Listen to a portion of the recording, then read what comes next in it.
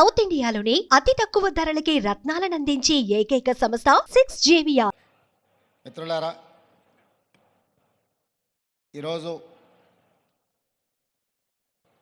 ఒక మంచి eco tourism పార్క్ను ప్రారంభించడానికి, ఎకో టూరిజంను ఒక మంచి పర్యాటక కేంద్రంగా, వ్యాపార దృక్పథం కాకుండా ఒక పర్యాటక క్షేత్రంగా తయారు చేసి, రామ్దేవ్ గారు దాదాపుగా 25 సంవత్సరాల తన అనుభవాన్ని, ఆదాయాన్ని ఈ 150 ఎకరాలలో ఒక మంచి పార్కును ఏర్పాటు చేసి, ఈ కార్యక్రమ ప్రారంభోత్సవానికి నాతో పాటు మెగాస్టార్, కేంద్ర మాజీ మంత్రివర్యులు, మనందరి అభిమాన నాయకుడు చిరంజీవి గారిని ప్రత్యేకంగా ఆహ్వానించి, అదేవిధంగా తెలంగాణ మంత్రివర్యులు జూపల్లి కృష్ణారావు గారిని, అదేవిధంగా చీఫ్ విప్ శాసనమండలి పట్నం మహేందర్ రెడ్డి గారిని, లోక్సభ సభ్యులు మిత్రుడు సీఎం రమేష్ గారిని, రాజ్యసభ సభ్యులు అనిల్ కుమార్ యాదవ్ గారిని, శాసనసభ్యులు మల్రెడ్డి రంగారెడ్డి గారిని, స్థానిక శాసనసభ్యులు కాలే యాదయ్య గారిని, ఇతర రంగారెడ్డి జిల్లా నాయకులందరినీ ఆహ్వానించి ఒక మంచి కార్యక్రమాన్ని ఏర్పాటు చేయడం జరిగింది. వాస్తవంగా మా ప్రభుత్వం ఏర్పడిన తర్వాత అధికారులతో, మంత్రులతో చర్చించి తెలంగాణ రాష్ట్రం ఐటీ, ఫార్మా రంగాలలో రాణించడం, ఇన్ఫ్రాస్ట్రక్చర్ రంగాలలో దేశంలోనే ప్రముఖ సంస్థలు తెలంగాణ రాష్ట్రం నుంచి ఈరోజు నిర్మాణ రంగంలో రాణించినాయి. ఇక తెలంగాణ రాష్ట్రానికి కావలసింది temple tourism, health tourism, eco tourism. ఒక రాష్ట్రం యొక్క ఆదాయం పెరగాలి, ఒక రాష్ట్రానికి గుర్తింపు రావాలి అని అంటే పరిశ్రమలు, పెట్టుబడులే కాదు, ఆ రాష్ట్రంలో ఉన్న టెంపుల్ టూరిజం, ఎకో టూరిజమే ఆ రాష్ట్రం యొక్క ఆదాయాన్ని పెంచడమే కాకుండా రాష్ట్రం యొక్క గుర్తింపు, గౌరవాన్ని కూడా పెంచుతుంది.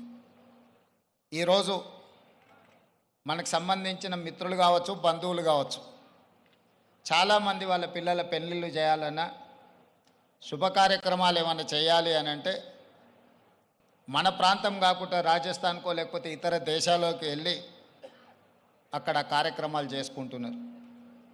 దానికి ప్రధానమైన కారణం ఆ ప్రాంతంలో ఉండే టెంపుల్ టూరిజం, అదేవిధంగా ఎకో టూరిజం. వీటితో పాటు ఎవరిని కదిలిచ్చినా మన వాళ్ళని బెంగళూరు జిందాల్లో జాయిన్ అయినని కొంతకాలము అని చెప్పి చెప్తూ ఉంటారు. మనం ఈరోజు మందిరాలను దర్శించుకోవాలంటే తమిళనాడుకో ఇతర రాష్ట్రాలకో వెళ్తున్నాం. ఫారెస్ట్లో ప్రకృతి సహజ వనరులను చూడాలి అంటే మధ్యప్రదేశో లేకపోతే ఇతర రాష్ట్రాలకు వెళ్తున్నాం. అదేవిధంగా హెల్త్ టూరిజం విషయంలో కూడా మనం ఎక్కడెక్కడికో వెళ్ళాల్సిన పరిస్థితి. కానీ అన్ని సహజ వనరులు ఉన్న తెలంగాణ రాష్ట్రంలో ఇప్పటి వరకు ప్రభుత్వాల దృష్టి ఈ హెల్త్ టూరిజం మీద, ఎకో టూరిజం మీద, టెంపుల్ టూరిజం మీద ఫోకస్ లేకపోవడం వల్ల అద్భుతమైన ఆలయాలు ఉన్న తెలంగాణ రాష్ట్రం, అది 1000 స్తంభాల గుడి కావచ్చు, యునెస్కో గుర్తింపు పొందిన రామప్ప మందిరం కావచ్చు, లేకపోతే శ్రీశైలం కావచ్చు, రాజన్న వేములవాడ రాజన్న మందిరం కావచ్చు, ఇట్లాంటి చాలా మందిరాలు, ప్రపంచ ప్రఖ్యాతిగాంచిన మందిరాలు మన దగ్గర ఉన్నాయి. ఈరోజు కవాల్ కావచ్చు, tiger reserve forest, Nallamala tiger reserve forest కావచ్చు, జూపల్లి కృష్ణారావు గారు ప్రాతినిధ్యం వహిస్తున్న కొల్లాపూర్ ప్రాంతం, నల్లమల అటవీ ప్రాంతం, కృష్ణానది జలాలు ప్రవహిస్తున్న ప్రాంతం. అక్కడ మందిరాలకు, అక్కడ ప్రకృతి సహజ వనరులకు కొదవలేదు. మల్లెల తీర్థం లాంటి ప్రాంతాలు మన దగ్గర ఉన్నాయి. కానీ వీటికి ఇవ్వాల్సినంత ప్రాధాన్యత, తీసుకురావాల్సినంత గుర్తింపు తీసుకురాకపోవడం వల్ల మన రాష్ట్రంలో temple tourism, eco tourism, health tourism వెనుకబడుతున్నది. ఈరోజు ఎకో టూరిజంలో టూరిజం పాలసీని ఈ మధ్యలోనే శాసనసభలో మనం చర్చించినాం. దానికి మంత్రి జూపల్లి కృష్ణారావు గారే ఆ పాలసీ తయారీలో కీలక పాత్ర పోషించారు. రాబోయే కొద్ది రోజుల్లో టూరిజం పాలసీని తీసుకొచ్చి టూరిజం పాలసీలో ఎకో టూరిజంను ప్రోత్సహించాలని ఈరోజు మన ప్రభుత్వం ముందుకు వెళ్తున్నది. కానీ ప్రభుత్వానికంటే ముందే ఎకో టూరిజం ఈరోజు రామదేవరావు గారి ఏర్పాటు చేసిన 150 ఎకరాలలో ఒక అద్భుతాన్ని సృష్టించిండు. ఈ అద్భుతం వారికి ఒక్కరికి ఆదాయం తెచ్చిపెట్టేది కాదు, రాష్ట్రానికి కూడా ఆదాయం తెచ్చిపెడుతుంది, రాష్ట్రానికి కూడా గుర్తింపు, గౌరవం తెచ్చిపెడుతుంది. ఈరోజు మనం మొక్కలు కొనాలంటే గోదావరి జిల్లాలకు వెళ్ళాల్సిన పరిస్థితి. ఎవరైనా జూబ్లీహిల్స్, బంజారాహిల్స్ లేదా ప్రముఖులు ఎవరైనా ఇల్లు కట్టుకుంటున్నారు అని అంటే గోదావరి జిల్లాల నుంచి మొక్కలు తెప్పించుకునే పరిస్థితి నుంచి ఈరోజు వికారాబాద్, చెవెళ్ళ ప్రాంతం నుంచే ఎవరు ఇల్లు కట్టుకోవాలన్నా, ఇంతకుముందు పెద్దలు చిరంజీవి గారు చెప్పారు, 20 సంవత్సరాల క్రితమే వాళ్ళు ఇల్లు కట్టుకున్నప్పుడు జూబ్లీహిల్స్లో ఒక ప్రత్యేకమైన మొక్కల్ని పెట్టాలి అంటే రామ్దేవ్ గారి దగ్గర నేను తీసుకున్నాను. ఇది ఇంకా అభివృద్ధి పదం వైపు నడవాలి. ఈరోజు ఇక్కడ జరిగిన అభివృద్ధి ఇక్కడ మన కళ్ళకు కనిపిస్తున్నది 30%. నేను అనుకోవడం ఇంకొక సంవత్సరంన్నర తర్వాత ఇది ఒక అద్భుతమైన పర్యాటక క్షేత్రంగా మారుతుంది అనడంలో ఎలాంటి సందేహం లేదు. ఖచ్చితంగా ఇది ఆ దిశగా రాణిస్తుంది. ఇక్కడ మేము కొంతనే చూసినాం, మిగతా ఏర్పాట్లు కూడా అద్భుతంగా చేస్తున్నారు. దీంతోపాటు ఇంతకుముందే మా యాదయ్య గారు చెప్తున్నారు, వికారాబాద్కి హవా లాఖో రూపాయి కా దవా అని. వికారాబాదులో ఉన్న అడవిని ఆనాడు నిజాం సర్కార్ మెడిసినల్ ప్లాంట్స్ పెట్టి మీకు మొత్తం తెలంగాణ రాష్ట్రంలో ఉండే టెంపరేచర్ కంటే చిరంజీవి గారు వికారాబాద్లో వికారాబాద్ అటవీ ప్రాంతంలో 2-3% టెంపరేచర్ తక్కువ ఉంటుంది. లెప్రసీ వచ్చిన వాళ్ళని వీళ్ళని తీసుకొచ్చి ఇక్కడ వికారాబాద్ ప్లాంటేషన్ అక్కడ వదిలేస్తే 2 monthsలో ఆటోమేటిక్ ఏ ట్రీట్మెంట్ అవసరం లేదు. ఇక్కడ ఉండే ప్రకృతి సహజ వనరుల వల్ల వాళ్ళకి ఆ రోగం నివారించబడుతుంది. గతంలో మెడికల్ ట్రీట్మెంట్ లేనప్పుడు ఎవరికైనా లెప్రసీ వస్తే వాళ్ళ కుటుంబ సభ్యులను ఇక్కడ తీసుకొచ్చి వికారాబాద్లో వదిలేస్తే 2-3 నెలల తర్వాత వాళ్ళని మళ్ళీ తీసుకెళ్తే వాళ్ళు టీబీకి సంబంధించి ఏ సమస్య వచ్చినా ఇక్కడ ఆ కుటుంబ సభ్యులను వదిలేసిపోతే 2-3 నెలలలోనే ఆటోమేటిక్ ఇక్కడున్న ప్రకృతి సహజ వనరులతో వాళ్ళకి తగ్గిపోయేది. అంటే ఈ ప్రాంతానికి ఒక ప్రత్యేకత ఉన్నది.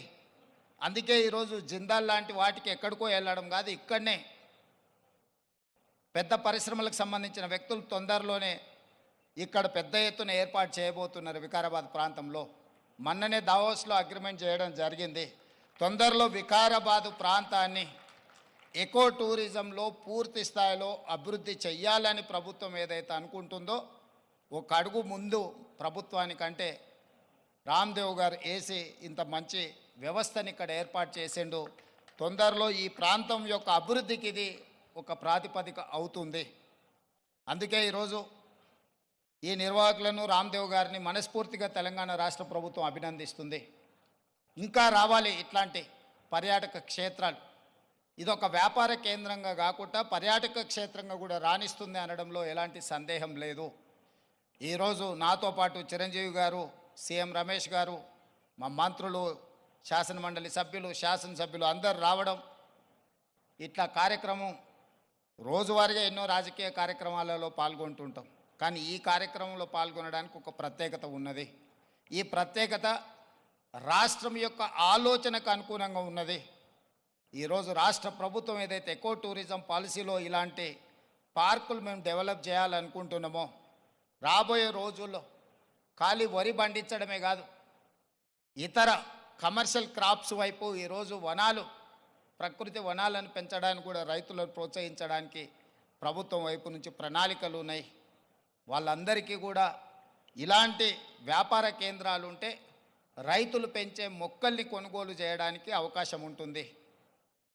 1,00,00,000 మొక్కల్ని తెలంగాణ రాష్ట్ర ప్రభుత్వం పెట్టాలంటే ఎక్కడో ఒకడ గ్రామాల దగ్గర ఆ మొక్కల్లో పెంపడానికి క్షేత్రాలు ఇస్తున్నాం. కానీ 6 నెలలు సంవత్సరమే పెంచితే అవి మేము నాటినప్పుడు 20-30% కంటే ఎక్కువ బ్రతకడం లేదు. అందుకే రాబోయే రోజుల్లో మా మంత్రి గారికి సూచన చేస్తున్నా, అదేవిధంగా ఫారెస్ట్ మినిస్టర్ గారికి కూడా నేను ఆదేశాలు ఇస్తా. 2-3 సంవత్సరాలు పెంచిన మొక్కల్ని తీసుకెళ్ళి నాటితే మొక్కలు బతకడానికి ఎక్కువ అవకాశం ఉంటుంది. కానీ మరి రైతు 2-3 సంవత్సరాల ఆదాయం లేకుండా ఉండాలి అని అంటే రైతు బ్రతకం కూడా కష్టమవుతుంది. అందుకే దానికి తగ్గట్టుగా ధర చెల్లించి రాష్ట్ర ప్రభుత్వమే కొనుగోలు చేసి రాష్ట్ర ప్రభుత్వం నాటే హరితహారం మొక్కల్ని 3 సంవత్సరాలు 4 సంవత్సరాలు పెంచిన పెద్ద మొక్కల్ని నాటితే అది ఒక్క సీజన్లో మనం కాపాడుకోగలిగితే చాలు, అది తప్పకుండా చెట్టుగా వృక్షంగా మారే అవకాశం ఉంటుంది. అందుకే రాబోయే రోజుల్లో ప్రభుత్వం యొక్క విధి విధానాలను చర్చించుకొని వాటిని సవరించుకొని తెలంగాణ రాష్ట్రాన్ని ఒక ప్రకృతి వనంగా మార్చాలని. అక్కడ రామయ్య గారు ఉన్నారు, ఒక సామాన్యమైన రైతు. మీరందరూ వారెవరో అనుకోవచ్చు. రామయ్య గారు ఆయన ఒక వ్యవసాయ కుటుంబం నుంచి వచ్చి మొక్కలు నాటే కార్యక్రమంలో భారత ప్రభుత్వం వారికి పద్మశ్రీ అవార్డు ఇచ్చింది. చిరంజీవి గారు రాణిస్తే చిరంజీవి గారికి పద్మభూషణ్ ఏ విధంగా ఒక రంగంలో రాణిస్తే ఇచ్చిండ్రో, ఒక రైతుకు కూడా మొక్కలు నాటడంలో రాణించినందుకు రామయ్య గారికి ఆ గుర్తింపు వచ్చింది. ఖమ్మం జిల్లాలో ఒక మారుమూల ప్రాంతంలో ఉండే ఒక వ్యవసాయ రైతు మొక్కలు నాటడం వల్ల పద్మశ్రీని సాధించిండు. అంటే ఒక కమిట్మెంట్, డెడికేషన్ ఉంటే ఈ ప్రభుత్వాలు గుర్తిస్తాయి, ప్రోత్సహిస్తాయి. రామయ్య గారు లాంటి వాళ్ళని మనం ఆదర్శంగా తీసుకోవాలి. అందుకే ఈ మధ్యకాలంలో కేంద్ర ప్రభుత్వాన్ని కలిసినప్పుడు మాకే నాంపే ఎక్ పేట్ అంటే తల్లి పేరు మీద విద్యార్థులందరూ ఒక మొక్కను నాటి దాన్ని సంరక్షించాలనే ఒక విధానాన్ని ముందుకు తీసుకొస్తున్నాము. ప్రతి విద్యార్థి తమ కన్న తల్లి పేరు మీద ఒక మొక్క నాటి ఆ స్కూల్లో ఆ మొక్కను కాపాడితే కొన్ని లక్షలాది కోట్లాది మొక్కల్ని ప్రతి సంవత్సరం మనం పెంచుకుంటూ పోవచ్చు. ఇట్లాంటి వినూత్నమైన కార్యక్రమాలను ప్రభుత్వం తీసుకురావాలనుకుంటుంది. తొందరలోనే ఈ విధి విధానాలతో ముందుకు వస్తాం. ఏది ఏమైనా రామ్దేవ్ గారిని మనస్ఫూర్తిగా అభినందిస్తున్నా. ఒక మంచి పర్యాటక క్షేత్రంగా దీన్ని తీర్చిదిద్దండి. ప్రభుత్వం వైపు నుంచి అవసరమైన సహకారం తప్పకుండా ప్రభుత్వం అందిస్తుంది. మంత్రి జూపల్లి కృష్ణారావు గారు, స్థానిక శాసనసభ్యులు యాదయ్య గారు, మహేందర్ రెడ్డి గారు ఉన్నారు. ఏదైనా స్థానికంగా అంశాలు ఉన్నా కూడా వారు మీకు సంపూర్ణమైన సహకారాన్ని అందిస్తారని తెలియజేస్తూ మీ అందరి దగ్గర సెలవు తీసుకుంటున్నారు. ధన్యవాదాలు మిత్రులారా.